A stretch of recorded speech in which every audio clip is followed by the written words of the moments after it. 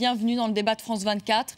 On ne négocie pas avec ces groupes-là. C'est la réponse de Jean-Yves Le Drian aux revendications du groupe Boko Haram qui détient, vous le savez, les 7 otages français enlevés la semaine dernière et qui menace aujourd'hui de les exécuter.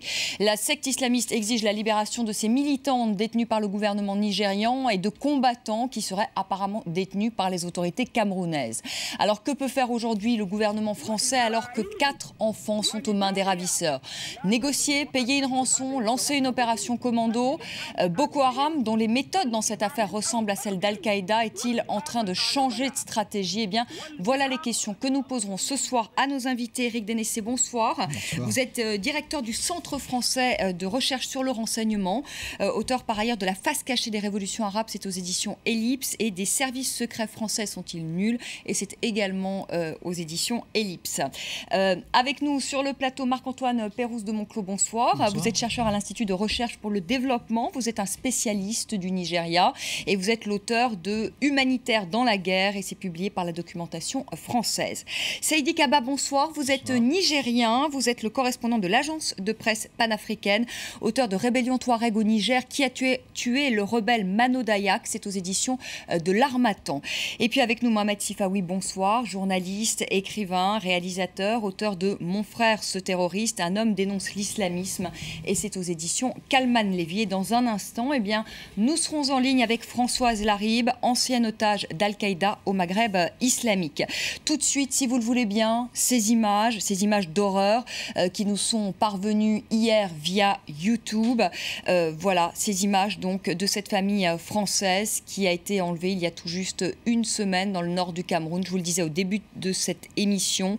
Je vous propose tout de suite d'écouter la réaction du chef de la diplomatie française, Laurent Fabius. C'était ce mardi à l'Assemblée nationale.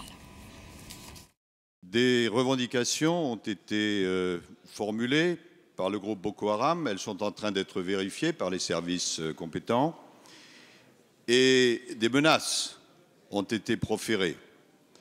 Il est demandé que le Cameroun, d'une part, le Nigeria, d'autre part, libère toute une série de personnes. Et à la fin de la vidéo, il est dit: si ces revendications ne sont pas satisfaites, nous égorgerons les otages. Cela montre la cruauté épouvantable de ce groupe.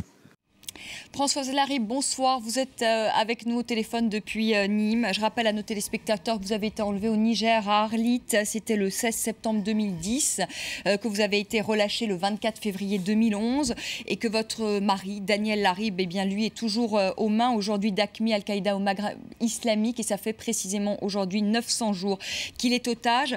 Françoise Larib, un audio avait été également envoyé quelques jours après votre enlèvement. Audio avec une photo de vous et du reste du groupe pris en otage. Est-ce que vous pouvez nous dire ce soir ce que l'on ressent lorsque l'on est otage et que les terroristes vous mettent en scène comme ils l'ont fait également avec vous, hein?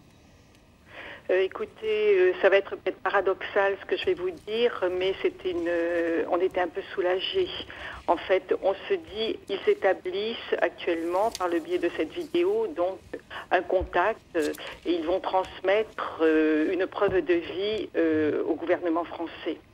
Et même si on se sent complètement impuissant là-dedans et qu'on n'a pas de possibilité d'agir, on se dit, au moins, voilà une preuve de vie qui va franchir les océans et qui vont arriver jusqu'à nos familles, parce qu'on imaginait que tout le monde était terriblement angoissé, se demandant où nous étions et par qui nous avions été enlevés. Vous le savez, Françoise Larib, il y a 4 enfants qui sont parmi les otages. Est-ce que vous pouvez nous dire quelles sont les conditions justement de détention que vous avez vécues, et on peut peut-être imaginer les conditions de détention pour ces enfants? C'est difficile parce que je pense que les ravisseurs ne sont pas les mêmes, avec des conditions peut-être différentes. Nous étions dans la fuite, j'imagine aussi qu'ils ont connu cette fuite. Ce sont des conditions précaires de toute façon, parce qu'il n'y a aucun confort, aucune possibilité de dormir d'une façon confortable. Donc pour des enfants, je pense que c'est terrible. Et pour nous, c'est terrifiant d'imaginer cette famille comme ça, dans cette situation, vraiment. Françoise Larib, vous avez été relâchée, vous étiez malade, vous êtes une femme. Est-ce que Est-ce qu'on peut espérer que les terroristes prennent soin de ces enfants, voire même les relâchent? Moi, j'ai beaucoup de mal à répondre à ce type de questions parce que je ne sais pas qui sont ces terroristes, comme vous dites. Mais est-ce qu'ils prenaient particulièrement soin de vous parce que vous étiez une femme, parce que vous étiez malade? On peut pas dire ça parce qu'ils savaient pas, ils connaissent absolument pas nos conditions de santé. Hein. Je pense que simplement ils avaient le désir de nous maintenir en vie et de nous garder en bonne santé ou du moins en bonne forme physique. Donc nous avons, je dis tout le temps, nous n'avons pas été maltraités, absolument pas. Hein. En dehors de la violence psychologique et morale que représente ce type d'enlèvement. Françoise Larribe, sur RTL, ce matin, le ministre de la Défense, Jean-Yves Le Drian, a affirmé que votre mari et ses 3 autres compagnons pouvaient se trouver aujourd'hui dans le massif des Iforas, où l'armée française intervient en ce moment. Est-ce que vous avez des nouvelles, des informations? Cela fait 900 jours aujourd'hui que nos proches sont détenus, dans des conditions que je peux imaginer, mais qui doivent être encore beaucoup plus complexes compte tenu de la situation dans le nord Mali. Après, effectivement, s'ils sont détenus dans la région que je connais et que les forces françaises s'approchent de leur lieu de détention, nous sommes très très très inquiets parce qu'on ne sait jamais comment peuvent réagir les troupes d'Al-Qaïda, en fait, les gens qui nous détiennent, qui les détiennent actuellement. Ça nous angoisse terriblement. Merci beaucoup Françoise Larribe d'avoir été avec nous en direct sur l'antenne de France 24. Et je rappelle à nos téléspectateurs aujourd'hui qu'il y a 15 otages français qui sont détenus sur le continent africain. Éric Dénissé, c'est la première fois que Boko Haram revendique avec une vidéo un enlèvement. Ça rappelle tout de même les méthodes d'Al-Qaïda quand même, ces images qu'on a vues.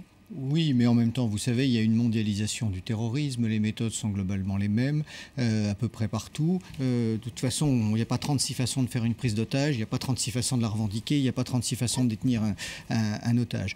Et on sait de toute façon qu'un certain nombre de synergies ont été mises en place entre les 3 grands groupes africains, AQMI, les Chebab et Boko Haram. On sait que les premiers contacts ont été faits depuis à peu près 2 ans, ce qui est effectivement original. Malheureusement, c'est qu'ils s'en prennent aux Français, bien qu'aujourd'hui, personne ne sache déterminer avec exactitude si on a eu affaire à un enlèvement d'opportunité ou si on a un enlèvement directement lié à l'intervention française. Parce que ce qu'on peut imaginer, c'est que ce soit peut-être des coupeurs de route qui aient enlevé ces Français et puis ensuite les aient peut-être revendus. C'est ça, ça peut être un scénario en tout cas possible. C'était une méthode libanaise, c'était une méthode en Afghanistan. Donc aujourd'hui, très sincèrement, j'espère que nos services spécialisés disposent de l'information, mais en même temps, c'est très récent et donc personne ne sait le dire. Marc-Antoine Pérouse de Monclos, est-ce qu'on peut parler d'un changement de stratégie de Boko Haram? Parce que pour l'instant, Boko Haram n'a jamais revendiqué, en tout cas de cette manière-là, des enlèvements. Hein. Justement, on est un petit peu perdu de ce point de vue, puisque l'enlèvement n'est pas revendiqué par le leader de la secte, l'imam Shekau, mais par ce groupe qui dit appartenir à Boko Haram. Et encore une fois, comme le disait monsieur, effectivement, on a un petit peu l'impression d'une rencontre fortuite sur cette piste un peu éloignée vers la frontière nigériane, mais du côté camerounais, du parc naturel de Ouaza. D'habitude, quand on planifie un enlèvement, on va sur le lieu de résidence, sur le lieu de travail, où il y a des horaires plus ou moins réguliers. Là, comment savoir à l'avance que cette famille allait se trouver sur cette piste? Peut-être qu'elle a suivi un troupeau d'éléphants, des girafes. Difficile de dire que ça a été planifié à l'avance. Donc on a un peu l'impression, justement, soit de coupeurs de route qui tombent sur cette voiture de Français et qui se saisissent de l'occasion pour effectivement, du coup, mettre la main sur une proie qui va être revendue, ce qui est l'hypothèse à ce moment-là de la demande de rançon, qui n'est effectivement pas formulée dans la vidéo, mais qui peut très bien être formulée par d'autres canaux, ou bien alors effectivement un groupe autonome de Boko Haram qui prend l'initiative, parce qu'aujourd'hui le mouvement est éclaté du fait de la répression militaire, du quatriage de l'armée dans la région, il est éclaté en cellules plus ou moins autonomes, et qui donc sans même avoir une instruction, un ordre de la hiérarchie politico-religieuse et militaire de Boko Haram, décide de se saisir de cette opportunité et donc de s'emparer de ces Français, y compris femmes et enfants, ce qui là aussi est une nouveauté pour Boko Haram, en sachant d'ailleurs que la revendication un petit peu étonnante de Boko Haram, qui est de dire libérer nos frères hommes masculins du côté camerounais et nos femmes pas fait référence aux hommes du côté nigérian, est peut-être aussi un signal pour justement justifier ce qui est innommable, le fait de prendre une femme et ses enfants. Et effectivement, à ce moment-là, ouvrir la voie à des négociations et aussi envoyer un signal du type « l'armée nigériane rafle » actuellement dans le Borno, mais ce depuis au moins 2-3 ans, des villages et des quartiers entiers sur Maïdougouri. Ils prennent les femmes et les enfants, qu'ils soient ou non avérés être membres de Boko Haram, et ils les détiennent en prison. Donc ça, c'est ressenti comme une forme d'enlèvement aussi. Donc le message qui passe, c'est l'armée nigériane ne respecte pas les lois de la guerre, elle s'empare aussi des femmes et des enfants, donc ce groupe de Boko Haram considère que du coup, il est justifié de s'emparer aussi d'une femme et de ses enfants. Mohamed Sifawi, est-ce qu'il y a clairement, selon vous, un lien entre toutes ces mouvances islamistes, que ce soit Boko Haram, le Moudjahou, Ansar Dine, et qui pourrait même aller jusqu'au Shebab en Somalie, hein? Alors, la situation de Boko Haram était, je dirais, particulière jusqu'à un passé récent. Les groupes djihadistes traditionnels ne prenaient pas ce groupe au sérieux pour des raisons dogmatiques.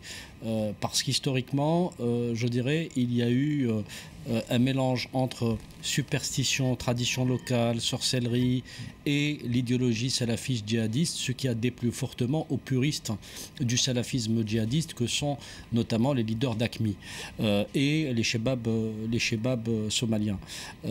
Cependant, depuis 2009 et la mort, l'exécution du leader historique de Boko Haram, Mohamed Youssouf, il y a eu d'abord une répression, mais qui a été suivie d'une lutte, je dirais, clanique, y compris dogmatique à l'intérieur même de Boko Haram, où certains je dirais, membres essayent d'aller plutôt vers une doctrine expurgée de toutes les traditions et les superstitions locales pour gagner en respectabilité aux yeux des organisations terroristes que nous connaissons. Alors des liens, selon un certain nombre je dirais, de rapports et d'éléments et d'indiscrétions des services de renseignement, ont pu être établis au cours de ces dernières années entre les membres d'AQMI notamment et quelques personnes se revendiquant de Boko Haram, mais je pense qu'il est trop tôt pour en tirer des conclusions. Cependant, quand on analyse le message des ravisseurs, on s'aperçoit que le porte-parole de ce groupuscule s'adresse à la fois au président français pour la guerre au Mali, donc il essaye de montrer qu'il est en lien avec, ou en tout cas il tente de faire jonction avec les organisations terroristes agissant au Nord Mali, et il s'adresse en même temps au président nigérian et au président camerounais. Je pense que c'est un enlèvement opportuniste qui tend à différents niveaux à régler leur compte évidemment avec les autorités nigérianes qui sont leurs premiers adversaires, accessoirement avec les autorités camerounaises, mais aussi tenter de gagner en respectabilité et nouer alors là de vrais liens à la fois dogmatiques et opérationnels avec les organisations terroristes agissant dans le nord du Mali. Je crois que Mohamed Sifawi fait bien de souligner les divergences internes qu'il y a à l'intérieur de Boko Haram, mais les éléments de divergence portent à la fois sur le choix des cibles. Parce que ce qu'on oublie souvent de souligner, c'est que Boko Haram tue aussi des Nigérians, y compris des musulmans. Et ce reproche lui a été fait notamment par Ansarou, qui lui dit qu'il faut plus il faut plus cibler ce qu'ils appellent les croisés que les Nigérians eux-mêmes. Ça, c'est un premier facteur de divergence à l'intérieur de Boko Haram. Le second facteur de divergence, c'est que l'État fédéral nigérian a quand même essayé de faire quelques gestes de négociation. Après la réélection, la deuxième réélection du président Jonathan, il y a eu un émissaire, Cheikh Koli, qui a été mandaté pour essayer de prendre langue avec Boko Haram pour voir dans quelle mesure un accord de discussion peuvent s'aborder. Bon, cette esquisse de dialogue aussi a créé des divergences au sein de Boko Haram. Ça, ce sont des éléments d'analyse qui est, de mon point de vue, important de souligner. L'autre chose qui a été soulignée et qui est peut-être importante, c'est qu'on oublie souvent de dire qu'il y a éventuellement, en tout cas, il y a au moins des éléments de Boko Haram qui se sont éparpillés de l'autre côté de la frontière, à la fois au Nigeria, au Tchad et au Niger. Et au Niger, sur le Niger. Il y a même des cellules dormantes, puisque si le rapt a été fait dernièrement au Cameroun, on sait depuis longtemps qu'il y a des éléments de Boko Haram qui vont et viennent.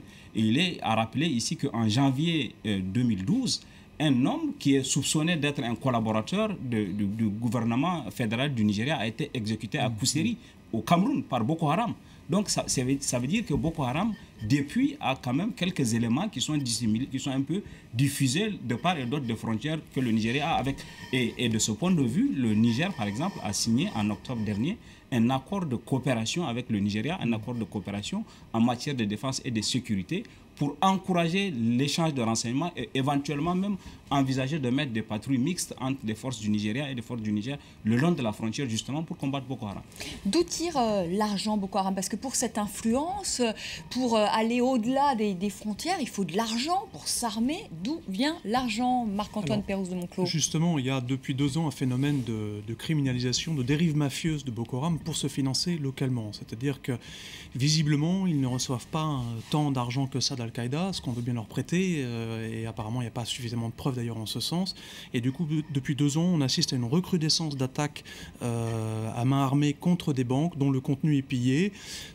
Au nom de l'islam révolutionnaire, n'est-ce pas, puisque ces banques pratiquent l'usure, mais en attendant, c'est une façon de financer Boko Haram. Est-ce qu'il y a des pays étrangers qui financent Boko Haram? Mais justement, j'ai un peu des doutes, sérieux doutes là-dessus, parce que à la fois sur le plan de la doctrine, comme on le soulignait, qui est quand même assez différent du modèle wahhabite que professe Al-Qaïda. D'accord, donc ça ne pourrait pas être l'Arabie Saoudite, on imagine mal l'Arabie Saoudite. Vous avez des trotskistes et des staliniens, ils se revendiquent tous du marxisme, mais les divergences idéologiques sont extrêmement fortes, et on voit mal Arlette Laguiller être candidate du Parti communiste français. Je vois mal Boko Haram aujourd'hui, chez KO, le canal historique, faire allégeance à Al-Qaïda et à un modèle wahhabite qui n'est pas le même modèle d'islam radical que celui de ces groupes. Un bon Saïdi Kaba, on rend l'antenne et ensuite... Sur le financement, depuis quelque temps, Boko Haram a instauré une sorte d'impôt. Les gens sont rackettés, des commerçants sont rackettés, on téléphone aux commerçants pour dire que vous devez participer à l'effort des guerres et les gens sont obligés de payer pour sauver leur vie. Et cet argent, ce sont des sommes énormes qui sont en jeu, servent au recrutement, servent à l'achat du matériel. Boko Haram se perpétue avec ce impôt qui est imposé à des commerçants qui sont connus dans le... Avec des enlèvements d'hommes d'affaires locaux qui sont relâchés contre rançon depuis 2 mois. C'est ce qu'on voit à Maïdougouri. On va faire une petite pause, on va s'interrompre quelques minutes. Que peut faire le gouvernement français? Jean-Yves Le Drian a dit qu'il n'était pas question de négocier avec ces groupes-là. Va-t-il tout de même négocier, payer une rançon ou lancer une opération commando? On en parle avec nos invités dans la deuxième partie du débat. Tout de suite.